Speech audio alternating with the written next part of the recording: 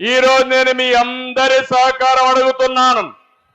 ఈ రాష్ట్రాన్ని కాపాడుకోవడానికి రా కదలి రా, ఇది మీ అందరి బాధ్యత. మేం వేదిక పైనుండే వ్యక్తులమే కాదు, నేను పవన్ కళ్యాణ్ గారే కాదు, ఇది మనందరి సమిష్టి బాధ్యత. అవునా కాదా అని మిమ్మల్ని అడుగుతున్నా. సమిష్టి బాధ్యత అయితే రాష్ట్రాన్ని కాపాడుకుంటామని గట్టిగా చప్పట్లు కొట్టి హర్షాన్ని ఆమోదాన్ని తెలియజేయాలి. ఆంబోతులకు ఆవుల్ని సప్లై చేసి రాజకీయాల్లో ఎదిగినటువంటి వ్యక్తి నారా చంద్రబాబు నాయుడు గారు. ఆయనకి ఏ విధమైనటువంటి రాజకీయ క్వాలిఫికేషన్స్ లేకపోయినా మోసాలు చేసి ఆంబోతులకు ఆవుల్ని సప్లై చేసి రాజకీయాల్లో ఎదిగినటువంటి ఒక బ్రోకర్ నారా చంద్రబాబు నాయుడు గారు. వాళ్ళు ఏ పెద్ద పెద్ద ఉపన్యాసాలు చెప్తున్నాడు.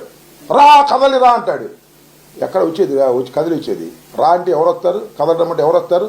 రా కదలిరా అంటే అక్కడ చచ్చింది గొర్రె, తెలుగుదేశం చచ్చి ఉంది. ఇంకా రా అంటే అది రాదు, కదిలిరా అంటే అది కదిలి వచ్చే పరిస్థితి లేదు.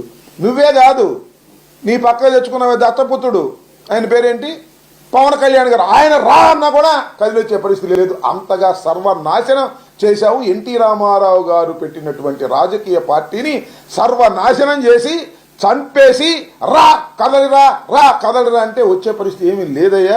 నువ్వు మీ అబ్బాయి సర్వనాశనం చేశారు ఆ పార్టీని.